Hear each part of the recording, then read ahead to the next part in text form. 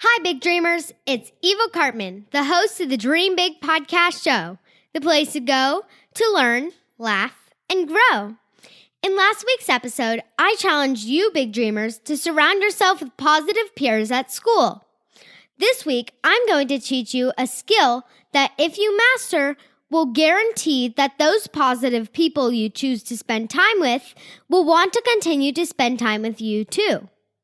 This one skill will also help you achieve great success in school, in business, and in life. You ready? This is episode 153, and it's time to dream big. My name is Eva Cartman. I'm part of a squad of super kids that are here to change the world. We don't believe you need to be adults to have big goals and start working towards your dreams. We believe age is just a number, and you're never too young to make a difference. We may be young, but we are not naive. We understand that achieving our big dreams will not be easy. It will take incredible dedication, hard work, and yes, massive action. There will be ups and downs, but we embrace the challenges and relish pushing outside of our comfort zone because this is how we grow. They may not teach us these concepts in our school textbooks, but we are smart enough to know that the tools and tactics to achieve our big dreams are out there, and we are willing to do the work to seek out these skills and master them because we know that our future depends on it.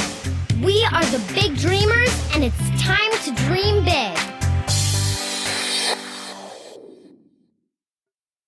Big Dreamers, a few weeks ago, my parents took me to my first marketing conference. If you don't know what a conference is, it's when a lot of people, usually adults, buy tickets to attend an event that is centered around a theme. There are conferences for every industry you can imagine. Medical conferences for doctors, clothing conferences for fashion, fitness conferences for athletes, scientific conferences for scientists. The one that my parents took me to was put on by a company called ClickFunnels, and it was about marketing. Now, if you don't know what marketing means, it's okay too. I didn't know what it was either until recently, so we'll learn together. Marketing is how you create and communicate offers of value. Most people think about marketing for business. So that's how a business would create offers for products and services. The more creative and irresistible you can make the offer, the more likely it becomes that you will get customers. The CEO of ClickFunnels is Russell Brunson, who I hope to have as a guest on the podcast too. Russell is a genius at teaching people how to create irresistible offers. I learned so much during this 3-day event, but if I had to pick one lesson that I learned that I wanted to share with you, Big Dreamers, that is the power of a good story. At the heart of every offer that Russell ever makes is a story or many stories depending on how complex the offer is. My parents and I always knew that stories were powerful ways to communicate, which is why if you look at my solo episodes, every single one has a story it is based on. Sometimes I share stories from my own life, like delivering my first keynote or running in Spartan races. You may remember the episode on how we didn't let the seaweed invasion in Mexico ruin our summer vacation. Other times, I find great stories by other storytellers, like Myron Golden's story about a baby eagle falling before it can fly. Les Brown's story of the Chinese bamboo tree that stays underground for 5 years before soaring 90 feet in the air in a matter of months. I'll include links to these episodes in the show notes, and if you haven't heard these episodes yet, they are definitely worth a listen. Sometimes you do things where you instinctively know it is a good idea, but you don't fully understand why. My parents and I knew that teaching through stories was important, but it was not until Russell explained why that we fully understood the power of storytelling. Russell explained that it is through stories that he is able to stir up the emotions in people so that they take the action to move forward. You need to be able to get people excited about the opportunities you are presenting to them. Stories are the most powerful way to change someone's emotional state and persuade them to make the desired decision. This skill is not just about business. It can be used if you are still a student trying to convince your classmates to choose a particular theme for a team project in school, Or if you are with a group of friends and want to persuade them to join you for an activity. Now, I can't go over everything that I learned in the 3 days in this one podcast episode about storytelling. Russell spent a whole day on storytelling and has entire courses on the subject. But I would like to share one particular skill that we can all start working on when we tell our stories that will make a huge difference. And I encourage you to practice this skill each and every day. That skill is to not be boring when you tell stories. That's a funny way to put it, but we all have met someone who tells boring stories and it is painful to listen to. The key to not be boring is to use emotion and to be descriptive. Try to get whoever is listening to see and feel what you were feeling at that moment. As an example, I told you that I went to a marketing conference. First, let me show you the boring way to tell a story. Here goes.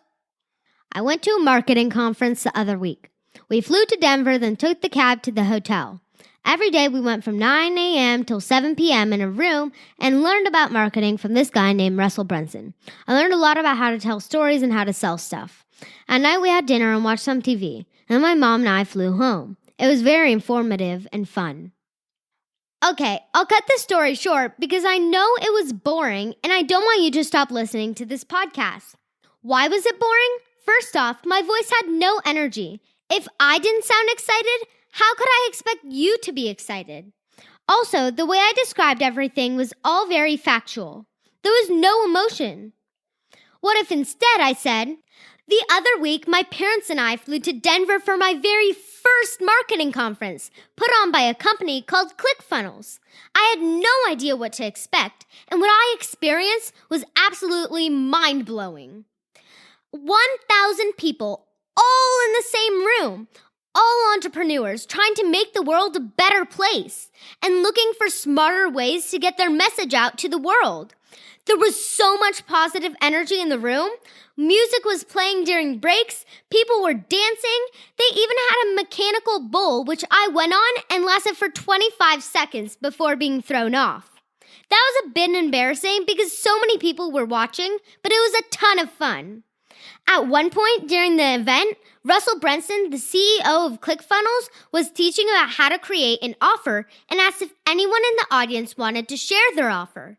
My mom and dad nudged me and said, "Eva, why don't you share?"